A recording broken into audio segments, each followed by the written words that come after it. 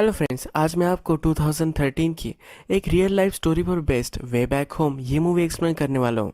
इस मूवी में एक मदर एक अलग कंट्री में अरेस्ट हो जाती है। इसने जो क्राइम किया होता है ये जाने अनजाने में इससे हो जाता है।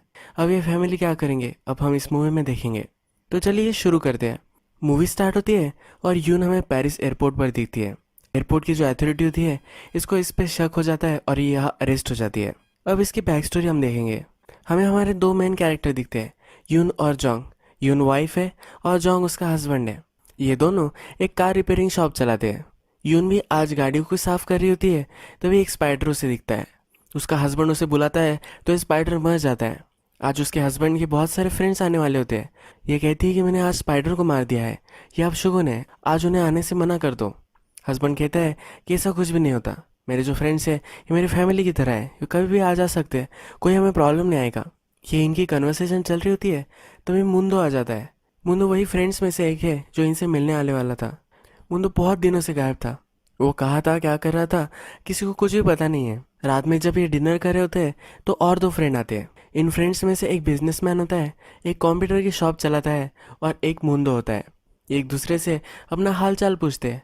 मुंदो को पूछने पर कि वो क्या करता है एक स्टोरी मेकअप कर देता है। इसने सोना फाइंड किया है और पिछले 3 सालों से वो यही था। जो बिजनेसमैन फ्रेंड होता है उसे जब पूछा जाता है तो कहता है योन और जोंग इन दोनों ने मुझे बहुत हेल्प की है मेरे बिजनेस को लेकर, इन्हीं वजह से मैं स्टैंड हो चुका हूँ। और तीसरा जो फ्रेंड है कंप्यूटर सेंटर चलाता है। इस रात इन सब फ्रेंड की रीयूनियन हो जाती है। नेक्स्ट दिन जैसे एक फैमिली की मॉर्निंग रूटीन होती है वैसे इनकी रूटीन चलती है। यून अपनी बेटी की हेल्थ बनाती है और अब वो स्कूल जाने वाली होती है। जब जोंग और डॉटर ये दोनों घर से बाहर चले जाते हैं और यून अकेली होती है तभी बिजनेसमैन फ्रेंड वहाँ आता है। ये यूंग से खाना मांगता है और कहता है कि बहुत दिन हो चुके हैं, मैं तुम्हारे हाथ का खाना ही नहीं खाया था, इसलिए मुझे याद आ गई और मैं आ गया। यून भी उससे ज़्यादा कुछ नहीं पूछती। रात में पुलिस को इसी बिजनेसमैन फ्रेंड की बॉडी मिलती है। इसने सुसाइड कर ली होती है। इस पर बहुत ज़्यादा डेप्ट हो जाती है और ये सहन नहीं कर पाता। इसके बाद जोंग और यून को बैंक में बुलाया जाता है। बैंक वाले उससे कहते हैं कि तुम पर $200,000 का लोन है। एक्चुअल में जो बिजनेसमैन फ्रेंड था इसने लोन लिया था। एज अ गारंटी जोंग ने इसके लिए साइन की थी, पर जोंग ने सिर्फ $50,000 के लिए ये साइन दी थी। इसे पता ही नहीं था कि $200,000 है। अब ये दोनों बहुत ही ज़्यादा ट्रबल में आ जाते हैं। जिस हाउस में वो रहते थे इस हाउस को उन्हें सेल करना पड़ता है। अभी भी लोन बहुत है तो एक छोटे से घर में जाकर रेंट पे उन्हें रहना पड़ता है। इनकी फाइनेंशियल सिचुएशन बहुत ही ख़राब होती है तो इनके फ्रेंड मुंदो के पास वो आते हैं। इसने कहा था इसे गोल्ड माइन मिली है तो इसके पास पैसे होंगे ऐसा उन्हें लगता है। जब ये मुंदो के पास आता है तो मुंदो कहता है कि मैं तुम्हें बहुत सारे पैसे दे सकता हूँ। $4,000 सिर्फ 3 दिनों के काम के लिए ये वो उन्हें डील दे रहा होता है। ये काम जब उन्हें समझाता है तो ये होता है कि एयरपोर्ट पर जाना है और अपने लगेज में बहुत सारा सामान रखना है। उन्हें कहता है कि एक स्टोन से जो तुम्हें इम्पोर्ट करके लाने हैं, बस 3 दिनों में तुम वापस आ जाओगे और $4,000 तुम्हारे हो जाएंगे। ये उनको ये बहुत ही सस्पिशियस लगता है। जोंग कहता है कि इस पर सोचकर मैं तुम्हें बताऊंगा। जब रात होती है तो मुंदो से जोंग बात कर रहा होता है। यून उसे कह रही होती है कि ये काम तुम्हें नहीं करना चाहिए, पर जोंग उसकी मानने नहीं वाला होता। बहुत ज़्यादा लोन उस पर होता है और ये कैसे पे करेगा ये बहुत बड़ा प्रॉब्लम होता है। जब ये बात कर रहे होते हैं तब जोंग को पता चलता है कि इस काम के लिए सिर्फ लेडीज़ लगने वाली है। जोंग ये काम नहीं कर सकता तो ये बहुत ज़्यादा डिसअपॉइंटेड हो जाता है। अब जिस नए घर में वो पहुंच चुके हैं तो इसकी जो लैंडलॉर्ड है ये उन्हें अब डांट रही होती है। बहुत दिनों से इन्होंने रेंट भी नहीं दिया होता। अब 2-3 दिन गुजर जाते हैं, जोंग घर पर ही नहीं आता। कंटिन्यूसली वो काम कर रहा होता है यानी कि बहुत सारे पैसे वो ला सके। डॉक्टर यून से पूछती है कि फादर कहाँ है, पर इसके पास ज़्यादा कुछ आंसर्स नहीं होते। अब यून को महसूस होता है कितनी बड़ी प्रॉब्लम उन्हें आ चुकी है। फिर वो मुंदो को कॉल लगाती है। वो कहती है कि इस काम के लिए मैं रेडी हूँ। अपने बेटी को वो बाजार में लेकर जाती है। घर आते वक्त एक टॉय के शॉप में डॉटर रुकती है। इसे एक बड़ी सी डॉल चाहिए होती है, पर यून के पास इतने पैसे नहीं होते तो एक छोटी सी डॉल उसे ले लेती है। डॉटर को कोल्ड लग रहा होता है तो अपने कंधे पर यून उसे बिठा लेती है। उसे कहती है कि थोड़े दिन तक मैं यहाँ से बाहर जाने वाली हूँ, तुम्हें अच्छे से रहना है। सब इंस्ट्रक्शन उसे देकर वो चली जाती है। जोंग जब घर पर आता है उसे फ्रिज के ऊपर नोट मिलती है कि वो थोड़े दिनों के लिए बाहर जा रही हूँ। यून ने अपनी डॉटर को उसके एंड के यहाँ छोड़ा हुआ होता है। मूवी के फर्स्ट में हमने देखा था कि यून एयरपोर्ट पर पकड़ी जा चुकी है। अब यही वो सीन है और उसका लगेज पकड़ा जाता है। जब ये चेक किया जाता है तो इसमें बहुत सारी कोकेन होती है। 150 मिलियन यूरोस की ये कोकेन होती है।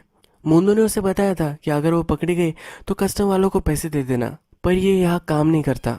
ये उसने झूठ बोला था, उसे अब जेल में डाल दिया जाता है। मुंडो की जो गर्लफ्रेंड होती है ये भी पकड़ी जाती है, इसे भी जेल में डाल दिया जाता है। अब जॉन को इस सब इंसिडेंट के बारे में पता चल चुका है। ये पुलिस के पास आता है, उन्हें कहता है कि उसे पता ही नहीं था, उसे लगा था कि ये स्टोन्स है, अगर उसे पता होता कि ये कोकेन है तो ये कभी भी नहीं करती। पुलिस कहती है कि हमें सिर्फ मुंडो को पकड़ना है, अगर वो पकड़ा गया और उसने टेस्टिमोनी दे दी तुम्हारी वाइफ फ्री हो जाएगी, कोई प्रॉब्लम नहीं आएगा। जाते जाते वो जॉन को अपनी पी करने के लिए बोलते हैं। इस पर भी पुलिस को शक होता है, यह भी अपनी वाइफ को ये काम करवा सकता है, इसलिए इसको भी पी सैंपल और हेयर सैंपल देना पड़ता है। डॉक्टर अपनी मदर उसे देख नहीं रही तो उसे बहुत ही परेशान करती है। जॉन्ग उस पर चिढ़ जाता है, उसे बहुत बुरा लगता है। मुंडो की गर्लफ्रेंड जो पकड़ी जा चुकी होती है वो एज ए सस्पिशंस पकड़ी जा चुकी होती है। इसके पास कोकेन नहीं होता तो उसे छोड़ दिया जाता है। कोरियन एम्बेसी से आई हुई एक लेडी वहाँ होती है। यून उससे पूछती है कि ये क्या हो रहा है, उसे अपने हस्बैंड को कॉल करना है, ये भी उसे बताती है। ये बहुत ही स्ट्रिक्ट होती है और कहती है कि मैं फ्रेंच एम्बेसी के लिए काम करती हूँ, तुम जब प्रिजन में पहुंच जाओगे तब लेटर लिखना। जॉन्ग पुलिस के पास आया हुआ होता है और कोरियन एम्बेसी को ये सब इन्फॉर्म किया जाता है। पुलिस ऑफिसर उसे कहता है थोड़े दिनों बाद तुम एम्बेसी को कॉल करना, ये जो सब मैटर है इसे वो देख लेंगे। अब हमें कोरियन एम्बेसी का ऑफिस दिखाया जाता है। यहाँ पे ये जो सब मैटर हुआ है एक बॉस को एक एम्प्लॉय समझा रहा होता है। बॉस उसे कहता है कि ये जो सब हुआ है ये हमारे लिए डिसग्रेस है, इस पर वो ज़्यादा ध्यान नहीं देने वाले होते। ये जो एम्प्लॉय होता है इसका नाम देयुन होता है। अब हमें दिखता है कि देयुन पेरिस में आ चुका है और यून से वो मिलता है, उसे कुछ पेपर साइन करने के लिए बोलता है। टूथब्रश वगैरह कुछ सामान उसे देकर जाता है। यून कहती है कि मुझे मेरे हस्बैंड से बात करनी है। देयुन कहता है कि फ्रेंच लॉ बहुत ही कड़क है, तुम अपने हस्बैंड से बात नहीं कर पाओगे, जब तुम प्रिजन में जाओगे तभी तुम लेटर लिख पाओगे। ये बहुत ही गिड़गिड़ा रही होती है तो प्रिजन गार्ड को इस पर दया आ जाती है। इसे एक कॉल करने के लिए वो परमिशन दे देता है। जब एक कॉल लगाती है तब जॉन्ग बिजी होता है। जो कर्जा उसने लिया होता है ये उसे चुकता करना पड़ रहा है तो इसके कॉल्स उसे आने लग जाते हैं। लास्ट चांस में यून का कॉल लग जाता है। वो जॉन्ग से पूछती है कि इतना टाइम क्यों लगा दिया। जॉन्ग कहता है कि ऐसे तुम कैसे चली गई थी, क्या हुआ था, ये सब उसे पूछता है। यून को अपनी डॉटर से बात करना होता है। इनकी बेटी कार में होती है और ये रास्ते के एक साइड पर होता है। ये भागते भागते वहाँ जाता है पर यून का टाइम खत्म हो जाता है, वो अपनी डॉटर से बात नहीं कर पाती। नेक्स्ट दिन मुंडो की गर्लफ्रेंड कोरिया में आ जाती है। वो पुलिस स्टेशन में होती है तो जॉन्ग भी वहाँ आता है। उससे पूछता है कि तुम कैसे आ गए और कैसे यून वहाँ है। वो बहुत ही उस पर चिढ़ गया होता है। पुलिस ऑफिसर कहता है कि इन्वेस्टिगेशन चल रही है, तुम इसमें ज़्यादा इंटरफेयर मत करो। यून ज़्यादा ही आवाज़ उठाता है तो वो कहता है कि तुमने एक गुनहगार से शादी की थी, इसमें हमारा कोई दोष नहीं है, तुम किसी को भी ब्लेम नहीं कर सकते। उसे वहाँ से जाने के लिए बोलता है। तो मुंडो की गर्लफ्रेंड भी आती है। मुंडो की गर्लफ्रेंड उससे कहती है ताइवान नाम का एक आदमी था, ये मुंडो का बहुत अच्छा फ्रेंड था, अगर तुम इसे ढूंढ लो मुंडो को भी तुम ढूंढ सकते हो। अब थोड़े दिन हो जाते हैं तो जॉन्ग कोरियन एम्बेसी को कॉल लगाता है। यहाँ पे देयोन उससे बात कर रहा होता है। देयोंग इसे कहता है ये जो क्राइम हुआ है इसकी हियरिंग होने में 4 मंथ लगेंगे। योंग उससे पूछता है कि तब तक के लिए मैं क्या कर सकता हूँ। देयोंग उससे कहता है कि अच्छा सा एक लॉयर ढूंढ लो, इसके लिए भी बहुत सारे पैसे अब योंग को लगेंगे। देयोंग अपने ऑफिसर के पास जाता है। वो कहता है कि अगर हमने पिटीशन साइन की, अगर आपने फ्रांस के एम्बेसी से डायरेक्टली बात की तो हम ये जो पीरियड है यानी कि 4 मंथ ये घटा सकते हैं, डायरेक्टली हम ट्रायल में जा सकते हैं, बहुत ज़्यादा फ़ायदा इससे हो सकता है। ये जो ऑफिसर है इसको इसमें इन्वॉल्व नहीं होना, इसलिए इसको ये मना कर देता है। योंग जब घर पर आता है तो उसका पूरा सामान रास्ते पर होता है। ये रेंट पे नहीं कर पा रहा, इसी वजह से ये होता है। हमें दिखता है कि यून उसे लेटर लिख रही है, इसमें उससे पूछती है अब तो बहुत ज़्यादा ठंडी होगी, उसकी डॉटर का ख्याल रखने के लिए उसे बोलता है। उसे कोल्ड हुआ है या नहीं ये उससे पूछती है। इसे कहती है कि कंफर्टेबल है, इसके लिए वरी करने की कोई भी ज़रूरत नहीं है। यून प्रिजन में होती है तब एक गार्ड आती है, उसे कहती है कि तुम्हारा ट्रांसफ़र हो रहा है। यून को इसकी भाषा समझ में नहीं आती पर यहाँ से उसे जाना है ये उसे पता होता है। यून से पूछती है क्या मैं कोरिया जा रही हूँ, कोरिया के प्रिजन में रहूँगी, पर ये वहाँ नहीं जा रही होती। इसे फ्लाइट से ले जाया जाता है और एक आइलैंड में एक जेल होती है, वहाँ उसे ट्रांसफ़र कर दिया जाता है। ये जेल बहुत ही स्ट्रिक्ट होती है, यहाँ की गार्ड्स जो होती है ये बहुत ही जालिम होती है। यून को इनकी भाषा समझ में नहीं आती तो कम्युनिकेशन का बहुत ज़्यादा प्रॉब्लम इसे होता है। जब रात होती है तो उसके पास गार्ड्स आती है, इसे कुछ गोलियाँ देती है, इसे लेनी होती है पर ये ले नहीं रही होती है। इसे फिर ये मारते हैं और ज़बरदस्ती ये उसे लेनी पड़ती है। नेक्स्ट सीन में हमें दिखता है ये जो योंग है ये मुंडो के ऑफिस में आ चुका है। अगर वो मुंडो को ढूंढ लेगा तो यून की सज़ा कम हो सकती है, उसे सज़ा भी नहीं हो सकती। ऑफिस में जब वो आता है तब और कुछ गुंडे वहाँ आए हुए होते हैं। इन्हें लगता है कि मुंडो का फ्रेंड है तो इसे बहुत मारते हैं। योंग को फिर वो अपने बॉस के पास लेकर आते हैं। जो सब सिचुएशन हुई है योंग उन्हें समझाता है। बॉस को बहुत ही बुरा लगता है कि ये भी उनके जैसा ही है। ये जो गैंगस्टर बॉस है इसके भी पैसे लेकर मुंदो भाग चुका था। जोंग उसे कहता है कि मुंदो को तुम्हें भी ढूंढना है और मुझे भी ढूंढना है, हम दोनों एक साथ काम कर सकते हैं। पर ये गैंगस्टर उसकी इंसल्ट कर कर उसे घर भेज देता है। जोंग पर बहुत सारा लोन अभी है तो उसे बहुत ज़्यादा काम करना पड़ता है। उसके डॉटर का ख्याल अच्छे से नहीं रख पाएगा तो डॉटर की जो एंड होती है वो छोड़कर उसे चला जाता है। यून को जेल में बहुत ही तकलीफ होती है। ये जो खाना खा रही होती है ये दूसरी इनमेट्स इसका खाना सब छीन लेती है। रात में फ्लोर पर जो बेड क्रम्स पड़े हुए होते हैं ये खाकर वो सो जाती है। जॉन्ग मुंदो के ऑफिस में गया था, बहुत सारी रिसिप्ट वहाँ से उसने लाई है। एक एक रिसिप्ट को वो कॉल करता है। उसे कुछ ना कुछ तो एविडेंस चाहिए होता है, उसे कुछ ना कुछ तो पता चाहिए होता है कि मुंदो कहाँ है। ये बहुत सारी जगह कॉल लगाता है और तैवांग और मुंदो इन दोनों का पता ढूंढता है। एक वॉच की शॉप में एक कॉल लगती है। मुंदो जहाँ है ये इन्हें पता है। जॉन्ग फिर इस शॉप में जाता है। शॉप में जाने के बाद मुंदो के नाम की जो घड़ियाँ होती है ये उसे दिखाई जाती है। इस शॉप के पीछे मुंदो का सब ऑपरेशन चलता है और मुंदो को मिलने का ये कीवर्ड होता है। जॉन्ग को इन वॉचेस में से एक वॉच चूज करना पड़ेगा और जो दुकानदार है इसे पता चल जाएगा कि क्या काम मुंदो के पास इसका है। जॉन्ग को ये समझ में नहीं आता तो वहाँ से चला जाता है। पुलिस इस पर बिलीव नहीं करती। जो इंस्पेक्टर होता है वो कहता है कि ये सब तुम कहानियां बना रहे हो, इससे अंडरग्राउंड ऑपरेशंस वगैरह ऐसा कुछ भी नहीं होता। अपने कलीग को ये सब बताता है और ये दोनों हंसते हैं। बातों बातों में तैवांग का नाम भी जोंग ने बताया होता है। ये पुलिस ऑफिसर अपने कलीग को ये बताता है। कलीग को क्लिक होता है, वो कहता है कि ये मोस्ट वांटेड है। इनकी लिस्ट पर तैवांग होता है। जब जोंग इस शॉप के बाहर होता है तो तैवांग उसे देखता है। ये इसके पास से ही जाता है, इसके पीछे भागता है पर ये कुछ ढूंढ नहीं पाता। नेक्स्ट सीन में यून की जेल में दिखाई गई है। इस जेल में एक अमेरिकन होती है, ये यून की सेलमेट होती है। जो दूसरे कैदी होते हैं इससे इसकी ज़्यादा कुछ जमती नहीं। इन दोनों में बहुत बड़ी लड़ाई हो जाती है। इसमें यून को भी बहुत मारते हैं। यह जो अमेरिकन है फिर अपने सेल में रो रही होती है। ये अमेरिकन जब मार खा रही थी तो उसका एक किचन नीचे गिर गया था। इसमें यह अमेरिकन और उसकी मदर का फोटो था। यून फिर ये किचन उसे देती है। उसे कहती है कि मैं भी मदर हूँ, मुझे पता है कि तुम कैसे महसूस कर रही हो, पर तुम्हें रोना नहीं है। अगर तुम्हारी मदर को पता चला कि तुम रो रही हो तो उसे बहुत ही बुरा लगेगा। यह अमेरिकन फिर इसे हक करती है और यहाँ रोने लग जाती है।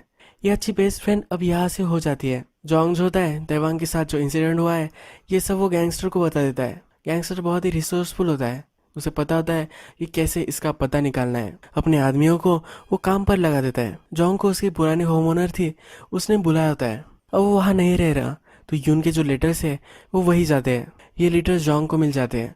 अब जो लेटर में का एड्रेस है ये अलग है। जोंग जो होता है ये कंप्यूटर सेंटर चलाने वाला जो फ्रेंड है इसके कंप्यूटर सेंटर में अब रह रहा होता है। अपने फ्रेंड को वो कहता है ये जो लोकेशन है प्लीज़ इसका पता करो।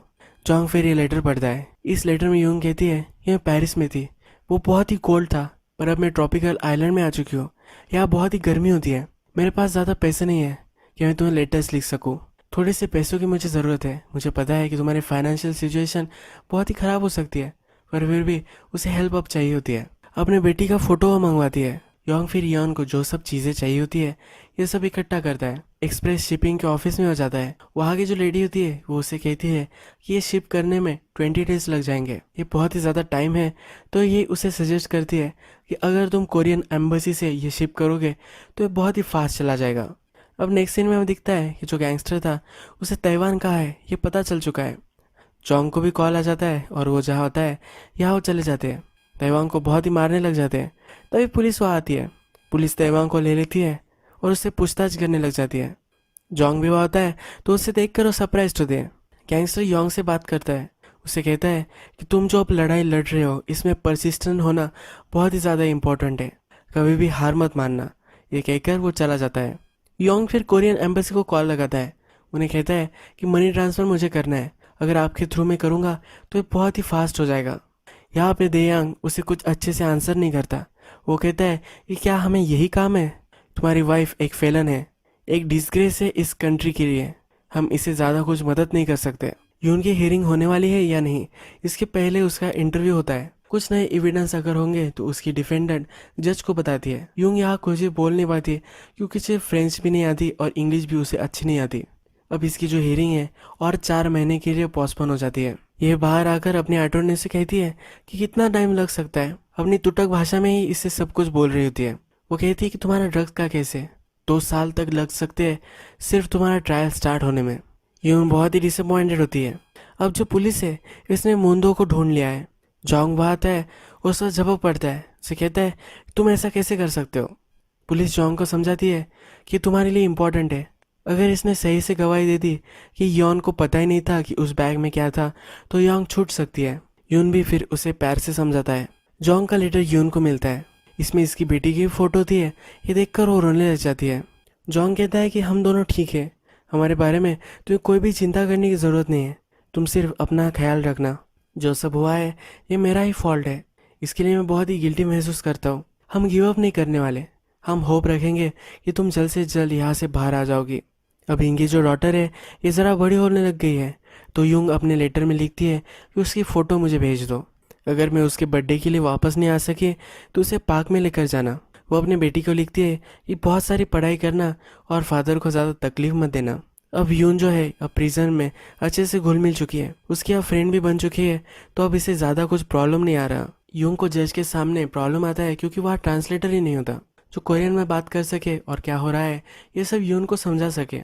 ये सब प्रॉब्लम वो लेटर में लिखती है। जोंग फिर कोरियन एम्बेसी को कॉल करता है। वो कहता है कि ट्रांसलेटर वहाँ क्यों नहीं है। देयोन कहता है कि बहुत ही रिमोट फैसिलिटी में है, यहाँ पर हम किसी को भी नहीं भेज सकते, अगर भेजा जाए तो बहुत ज़्यादा खर्चा आ जाएगा, ये हम टैक्स पेयर के मनी से कैसे ले सकते हैं। पहले हमारा बजट इतना कम है और अगर तुम्हारे वाइफ पर हमने खर्चा कर दिया तो लोग हमें क्या कहेंगे। हम एक ड्रग ट्रैफिकिंग करने वाली पर इतना ज़्यादा पैसा खर्च नहीं कर सकते। ये घटिया आंसर देकर वो कॉल कट कर देता है। नेक्स्ट सीन में हमें दिखता है कि मुंदो की हियरिंग चल रही होती है।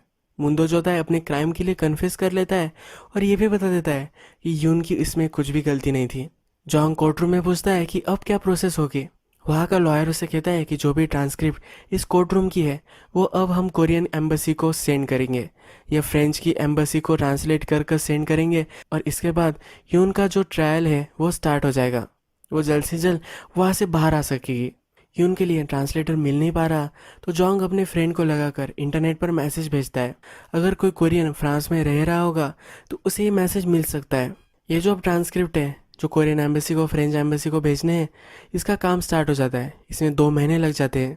इसमें जोंग कॉल करता रहता है पर देयांग जो होता है इसे बहुत ही घटिया आंसर्स देता है। कोरियन एम्बेसी में एक बड़ा ऑफिसर आने वाला होता है। इस दिन उनके ऑफिस में बहुत ज़्यादा स्ट्रिक्टली सब लोग काम कर रहे होते हैं। इस ऑफिस में जो मेस होती है ये देयुन देखता है। देयोंग सबको कहता है कि ऑफिसर आएगा और हम अगर ऐसे दिखेंगे हमारी रिपूटेशन के लिए अच्छा नहीं होगा। ये सब उन्हें साफ करने के लिए बोलता है। ये साफ करते करते जो ट्रांसलेशन था जो उन्हें भेजना था इसकी फाइल नीचे गिर जाती है। ये अलग टेबल पर चली जाती है और बहुत सारा टाइम गुजर जाता है। जो पेपर वर्क खराब है जो इन्हें नहीं लगने वाला इसको वो श्रेड करते हैं। इसी श्रेडिंग के फाइल्स में वो चली गई होती है। इस ट्रांसलेशन के पेपर्स को वो श्रेड कर लेते हैं। ये उनको जज के सामने फिर से हियरिंग होती है। जो कोरियन एम्बेसी है उसने पेपर वर्क सेंड ही नहीं किया है तो फिर से 4 महीने के लिए उसका ट्रायल पोस्टपोन हो जाता है। ये समझ में नहीं पाती ये हो क्या रहा है। जोंग ने अपनी बेटी को उसके एंड के यहाँ छोड़ा हुआ होता है पर वो थोड़ा सा गिर जाती है और हर्ट हो जाती है। जोंग फिर अपने बेटी को लेकर चला जाता है जो अपने साथ ही अब उसे रखने वाला होता है। जोंग की बेटी का बर्थडे आ जाता है, उसे पार्क में वो ले जाता है। इस दिन उसे ज़्यादा कुछ तकलीफ नहीं देती। ये उनको जेल की गाड़ी में से ले जा रहा होता है तभी गाड़ी रुक जाती है।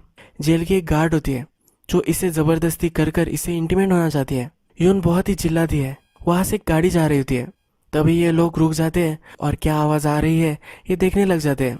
यूंग बहुत ही डर गई होती है तो ये भागने लग जाती है। ये भागते भागते सी के पास आ जाती है। ये कैरिबियन सी होता है। जोंग जो होता है ये अपना सामान देख रहा होता है। अपनी पुरानी यादें वो फिर से जी रहा होता है। इसमें उसे कैरिबियन सी का एक पॉम्पलेट दिखता है। यून और जोंग ने डिसाइड किया था कि वो अपनी 10th एनिवर्सरी पर इस आइलैंड पर आएंगे। कैरिबियन उन्हें देखना था। अब हमें दिखता है कि जोंग और उसकी बेटी अच्छे से अपने रूटीन में घुल मिल चुके हैं। यून की बेटी को यूंग की अब ज़्यादा याद नहीं आती। यून भागने वाली थी इसलिए उसे काल कोठरी में डाल दिया जाता है। अब यून का ट्रायल शुरू होने वाला है तो उसे सिटी में लाया जाता है। वो सिटी में ही एक रूम पे रहने वाली होती है। जोंग को पता चलता है कि पेपर वर्क फ्रांस में गई ही नहीं है, इसीलिए कोरियन एम्बेसी के आगे वो कार्डबोर्ड्स लेकर खड़ा हो जाता है। वो ट्राई करता है कि कोई उसे नोटिस कर ले पर ये कोई नोटिस नहीं कर पाता। जोंग का जो इंटरनेट कैफे वाला फ्रेंड होता है ये सब वो इंटरनेट पर डाल देते हैं। इससे कोरियन एम्बेसी पर प्रेशर बढ़ जाता है। देयोंग और उसका जो बॉस होता है इन पर भी प्रेशर आ जाता है। इन्हें फिर इंक्वायरी करने के लिए फ्रांस जाना पड़ता है। ये यून से मिलने आते हैं। ये इसे सहारा देने की वजह इसे कहते हैं कि तुम पॉजिटिव थिंकिंग करो, तुम्हें बहुत सारे साल यहाँ रुकना पड़ सकता है तो तुम मेडिटेशन करो, इस रूम में तुम यही कर सकती हो। बहुत ही लापरवाह उसे आंसर देते हैं और थोड़े पैसे देकर वहाँ से चले जाते हैं। यून ये पैसे फिर से उन्हें पार्सल कर देती है। यून जब सुनती है कि बहुत सारे साल उसे यहाँ रहना पड़ेगा, 10 साल इसे रहना पड़ सकता है, तो ये बहुत ही डिस्टर्ब हो जाती है। जज जहाँ होता है उसे वो मिलने जाती है पर गार्ड्स उसे रोक लेते हैं। यून बहुत ही अकेला महसूस करती है। उनकी जो जेल में फ्रेंड थी उस जेल के बाहर वो आती है, उसे दूर से आवाज़ देती है, उसे पूछती है कि वो कैसी है। उसकी फ्रेंड भी उसे आवाज़ देती है कि वो ठीक है। यून के बारे में वो पूछती है। फिर ये सी के पास आ जाती है, अपने लेटर में लिखती है कि हम 10th एनिवर्सरी पर यहाँ आने वाले थे, मैं ये विश करती थी, मैं कितनी गलत थी, मुझे लगता है कि मैं एक बुरे सपने में हूँ।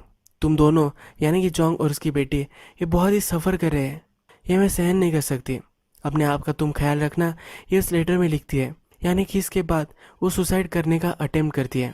इसे हॉस्पिटल में ले जाया जाता है। योंग कोरियन एम्बेसी में आता है। यहाँ प्रेस रिलीज चल रही होती है। योंग यहाँ बहुत ज़्यादा तमाशा खड़ा कर लेता है, इनसे पूछ रहा होता है इन्हें एटलीस्ट बता दो ये यून कैसी है।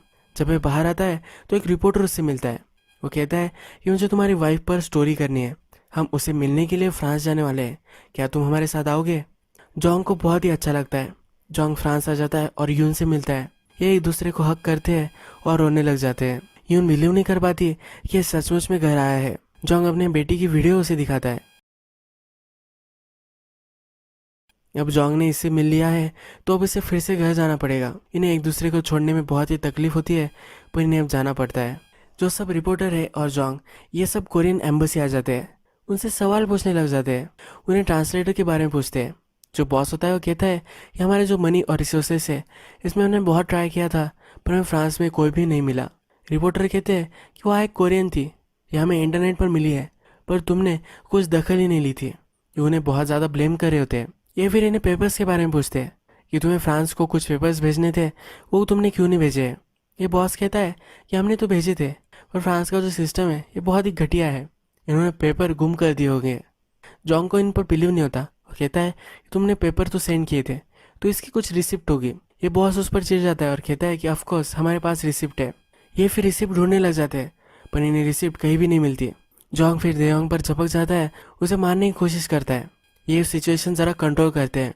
यून ने इन पेपर के बारे में जॉन्ग को बताया था, इसी वजह से ये सब हुआ है। तो अब ये जो कोरियन एम्बेसी के बॉस वगैरह है ये यून से मिलने के लिए आते हैं। ये कहते हैं कि तुम्हारी वजह से ये सब हो रहा है, तुम एक क्रिमिनल हो और हम जैसे ईमानदार ऑफिसर्स को ये सब झेलना पड़ रहा है।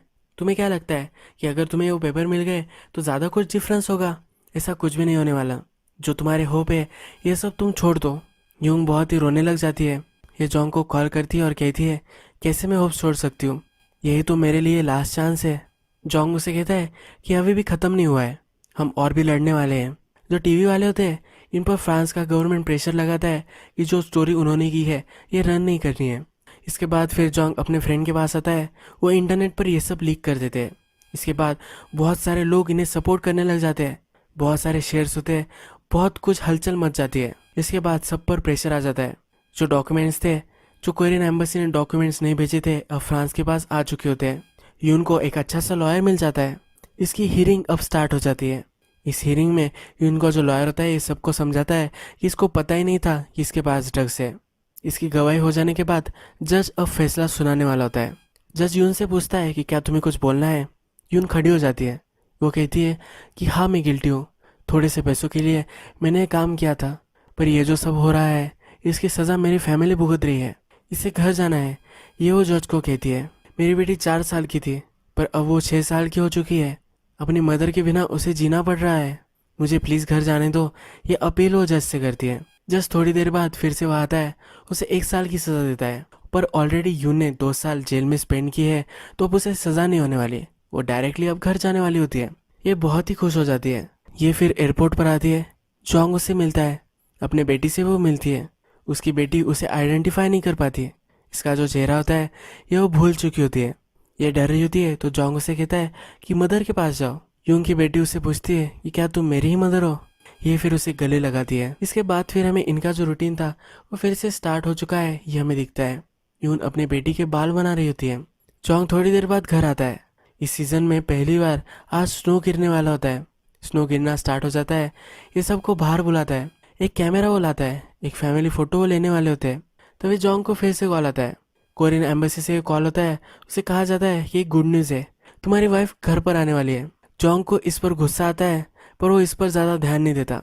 कैमरा ऑन करता है और फैमिली फ़ोटो में आ जाता है और एक स्माइल करते हुए एक बढ़िया सी वो फ़ोटो निकालते हैं। इनकी फैमिली अब फिर से बन चुकी है। यही मूवी ख़त्म हो जाती है। इसके बाद इन क्रेडिट्स में हमें पता चलता है कि इन दोनों को और एक बेटी हुई थी। एक हैप्पी लाइफ ये सब जी रहे हैं। हमारे लाइफ में हमारी सिचुएशन कितनी भी ख़राब हो, पर फिर भी हमें गिव अप नहीं करना है। कितने भी बुरे दिन हमें आ जाए, पर फिर भी हम इसे एडजस्ट कर सकते हैं। इन बुरे दिनों से हम बाहर आ सकते हैं। जो कुछ हमें चाहिए, इसके लिए हमें कभी भी गिव अप नहीं करना है। इसी अच्छे से मैसेज के साथ ये मूवी एंड हो जाती है। अगर आपको ये वीडियो अच्छा लगा होगा तो प्लीज़ इस वीडियो को लाइक कर दीजिएगा। मैं बहुत सारी मूवीज़ लेकर आता रहता हूँ, तो प्लीज़ इस चैनल को सब्सक्राइब कर दीजिए और बेल नोटिफिकेशन आइकन भी दबा दीजिए, यानी कि आपको सब मूवीज़ मिलती रहे। हम वैसे मिलेंगे एक नई मूवी के साथ। तब तक के लिए थैंक यू और आप अपने आप का ख्याल रखिए।